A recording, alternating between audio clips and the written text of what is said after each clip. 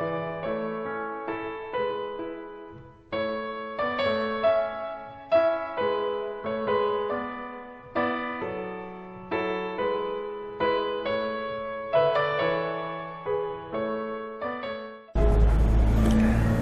saludo para todos. Hoy queremos iniciar una sección que mis productores han querido que lo hiciera en televisión, cuando ya está todo preparado en un libro. Es una historia mágica que comienza en el 1948. En el 1948 y antes. Esa historia está relacionada mucho con un niño que quería ser ilusionista, que quería ser mago.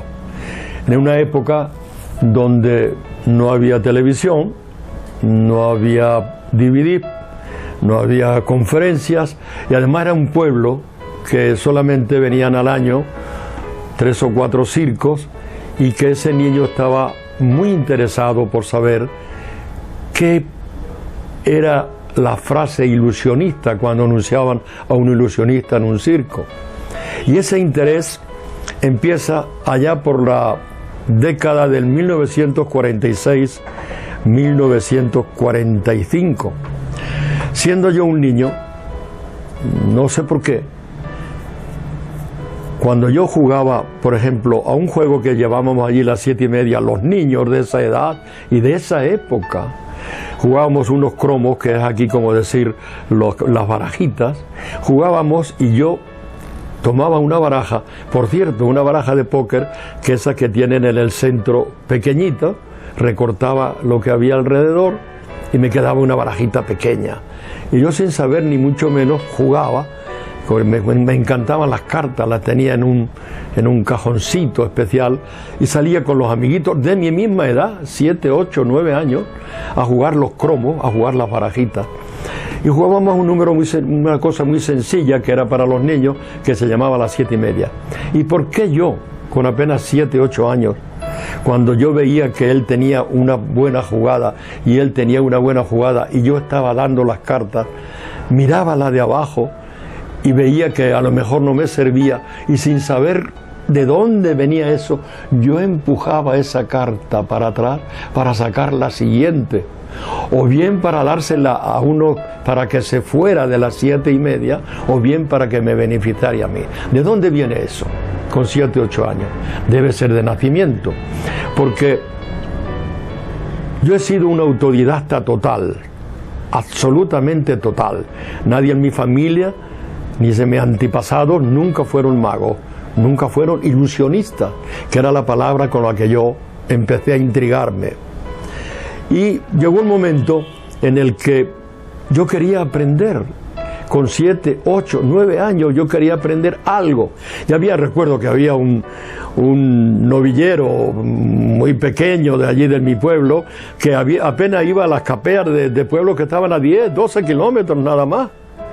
Y yo veía aquello como un mundo, que el hombre se iba a una capea 7, 8 kilómetros de mi pueblo. Aquello me parecía fantástico. Y aquel sabía 2 o 3 números, entre ellos el famoso Dedi Nomen Cocis, y uno que se lo haré en una de las próximas, con una baraja española, una de las próximas secciones, un número que enseñaba el 2 de oro. Si ustedes miran la baraja, hay el 5 de oro, que tiene en el centro el mismo tamaño que el 2 de oros.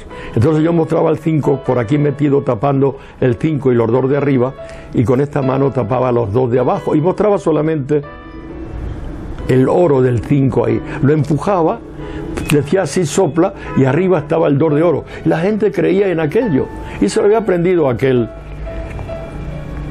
torero. Otro día, como a mí me gustaban mucho las cosas de las ferias, pues procuraba hacer todo lo posible para ver en los ilusionistas. Yo enseguida miraba los carteles, porque lo que me intrigaba eran los ilusionistas y después los payasos. Pero los ilusionistas, ¿qué quería decir aquello? Y cuando yo llegaba y vi, por ejemplo, a magos como Florences, el famoso mago español, el creador del cigarrillo eléctrico, que lo vi hacer apenas teniendo yo 7, 8 años. Vi al conde de Aguilar, otro de los magos más extraordinarios portugués de la época. Vi, por ejemplo, a Dajatarto, que aquel me confundía porque aquel decía fakir, fakirismo, y el otro era ilusionismo, y yo no sabía ni lo que era ni el fakirismo ni el ilusionismo, pero me encantaban las cosas que hacían. Y salía de esos circos como con la mente embotada, con 7, 8 años, buscando de dónde y cómo aprender. Un día, entre esa inquietud, había un charlatán. Los charlatanes de ferias antiguos son algunos de los charlatanes hoy en día de televisión que anuncian un producto para adelgazar o por cremas o pinturas. En aquella época vendían peines, gemelos, cosas para el crecepelos, y a mí me encantaba ver esos señores. Y había uno que se llamaba Don Quinito, el cual yo, con los pantaloncitos cortos y apenas 10 años, creo que no tenía más, yo iba todas las mañanas, cuando él empezaba a hacer su trabajo, a montar su tenderete, y él hacía magia. Para mí, ilusionismo en aquella época, hacía ilusionismo para atraer la gente y empezar entonces a vender los productos que él quería. Y yo vi con asombro cómo él hizo, por ejemplo, los hoy famosos aros chinos, pero me llamaba la atención, sí, aquellos aros pero no lo entendía bien. Pero una de las cosas que más me llamó la atención fue un efecto de magia que hacía él, que tomaba 3 almendras que tenía sobre un platito, tomaba una almendra, la masticaba, tomaba con el agua, tenía un vaso de agua, tragaba y mostraba que no tenía nada.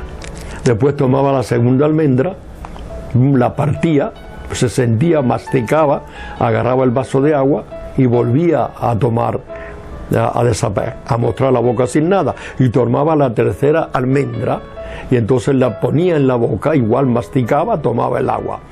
Y a mí me dejaba loco todas las mañanas cuando él hacía ese efecto, que después se golpeaba un poquito el estómago y le aparecía en la boca una almendra entera, la cual colocaba en su puño y debajo estaba el platito. Volvía a golpear el estómago, volvía a mostrar en la boca una almendra entera y la volvía a poner aquí encima del puño, mostraba la tercera y la ponía aquí, después soplaba y no había nada en la mano. Bueno, eso me tuvo loco. El principio de ese juego, después con el tiempo llegué a comprenderlo y a hacerlo incluso con pelotas de ping-pong cuando llegué aquí a Venezuela, pero aquello me dejó loco. Esperé durante un momento a que este hombre recogiera, vendió todos sus productos, recogió todo su estaribel de cosas y me atreví a llegar a decirle: señor Quinito, porque era Quinito el nombre, no se me lo olvidará nunca. Está en el libro que está por salir con una historia mágica. Don Quinito, le eché valor, el valor que da la ansiedad de conocer algo. Y entonces le dije: señor, ¿me puede usted enseñar eso que hacen con las almendras? Y el tipo me contestó: vete, niño, anda, que te voy a dar un pescozón, vete, que tu padre y tu madre te andarán buscando. Y yo muy tristemente me volví, claro, di unos pasos, cuando sentí la voz de don Quinito que me dijo: chaval, ven acá. Me volví, le dije: ¿qué quiere usted, señor? Me dice: mira, voy hasta la posada de la Tercia, una posada que había allí en mi pueblo, donde estaba él alojado. Llévame esta maleta aquí y agárrame esta parte del equipo de sonido, y cuando lleguemos a la pensión yo te enseño lo que hago con las almendras. Sí, señor, lo que usted diga, señor. Me cargó con una maleta en el hombro, yo apenas con 10 años, era muy delgadito, y aquí con otro bulto, y bueno, había un recorrido, no era muy largo, pero a mí me pareció que eran 10 kilómetros, porque el peso, y aquí la otra maleta, y venga caminando, y me paraba cada 5 pasos, y me cambiaba la maleta al otro hombro, y aquí todo, y me cambiaba el otro bulto, la otra mano, pero en medio del camino de aquel sacrificio, pensaba yo: ¿será posible que este hombre me vaya a enseñar lo de las almendras? No puede ser que me lo enseñe. Y yo seguí tranquilamente con aquello, tranquilamente no, pesado, sudando, hecho polvo, con la mano aquí morada, y llegamos a la pensión de La Tercia. Él se sentó, se hizo aire, caí y tal. Yo entonces dejé las cosas ahí y me quedé paradito con la educación que teníamos de aquel momento, los niños de esa edad, de 10, 11 años, por tenerle respeto a los mayores. Entonces no dije nada, solamente esperé que me dijera.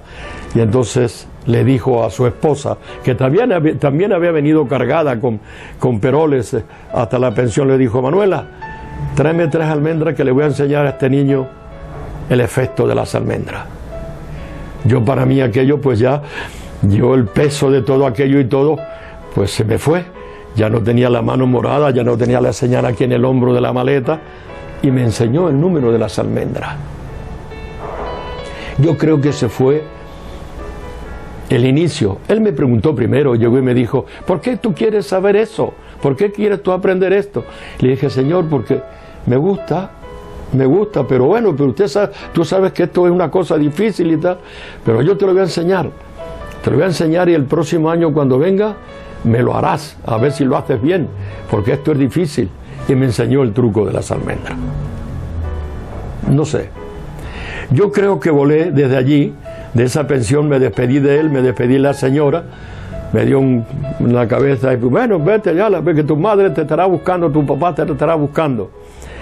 Y llegué a un puesto de almendras que había entonces en ese pueblo, una especie de puesto así muy popular, muy chabacanote, que vendían lo que le llaman frutos secos. Y el amigo de allí se llamaba Saladilla, porque vendía justamente almendras saladas. Y le pedí, le dije: Saladilla, ¿me quieres dar? Hay 4 o 5 almendras, 6 almendras que mañana te las pago. Porque con 10 años yo no tenía ni una peseta, ni un centavo para poder pagarle. Y el tipo me dijo: ¿para qué quieres eso? Para una cosa que me enseñó un señor, mañana si vengo te lo hago. Y agarró un cucuruchito y me echó un puñadito de almendras que eran caras y que siguen siendo caras. Con esas almendras me fui lógicamente a mi casa. 10 años tenía, no tenía todavía 11 años, y practiqué el número de las almendras. Y lo hice. Y creo que lo hice muy bien, porque me empecé a hacerlo a la gente de alrededor. El primero fue Saladilla, ya que cada vez que iba al puesto yo me decía: mira, llamaba a fulano, al otro amigo de por allí, y me daba almendras para que hiciera el número de las almendras, que desde luego es fabuloso. En esta trayectoria un día se lo haré. Quería haberlo hecho hoy, pero creo que en el segundo capítulo lo voy a hacer para que ustedes lo vean. Bueno, y eso encendió mi alma de ilusionista, los circos que venían. Vino un circo y venía un ilusionista que le he nombrado arte, concretamente se llamaba el Conde Tarray. Ya le nombré antes al Conde de Aguilar, le nombré también a Florence, que ustedes deben haber oído por historia, grande, porque mi buen amigo Miguel Ballester, por cierto, tiene un premio Florence por su cigarrillo eléctrico. Y el Conde Tarray venía, que ella había anunciado el Conde Tarray y tal, y yo no tenía dinero para entrar al circo, ni mis padres estaban en una situación para darme entrada. Era un pueblo que en aquel momento habíamos pasado tiempos difíciles después de la guerra, y me puse un chaval, me dijo: chaval, ven acá, ayúdame a entrar a las tablas de un circo, ven aquí para entradas para el circo, y que te doy una entrada. Imagínese usted, yo con 11 años, todas las tablas que tenía, igual que con la maleta de Quinito, entrando tablas y tal. Y alguien le dijo a mi mamá, a mi madre, que se decía entonces: oye, su hijo está entrando tablas ahí. Bajó y me echó una bronca y me agarró, me dio 4 nalgadas y venga diciéndoselo: voy a decir a tu padre que estaba entrando ahí las tablas, pero la cuestión y le tal. Me dio 2 nalgadas y miré para el señor que me había dicho que le había ayudado a entrar algunas tablas, no todas, y me dijo el tipo: ¿qué? Como diciéndole: ¿qué pasa? ¿Qué hago yo? ¿Y la entrada? Pero de todas formas entré a ver al Conde Tarray. Entré a ver al Conde Tarray, un mago extraordinario. Me gustó muchísimo un número que hacía. Precioso, que con el tiempo lo comprendí, pero en aquel momento para mí era una maravilla. Era una caja, un Dravetbats, que ponía un montón de pelotas, y tenía la esposa, su ayudante, una caja de cristal, metía todas las pelotas aquí, cerraba, ¡fum!, desaparecían, y simultáneamente aparecían ¡guap!, toda la caja de cristal llena de pelotas. Con aquello soñé inmensamente. Y eso fue la verdad. Hasta aquí los principios. No se pierdan el segundo capítulo. Es interesante porque viene lo bueno del proceso de esta historia mágica.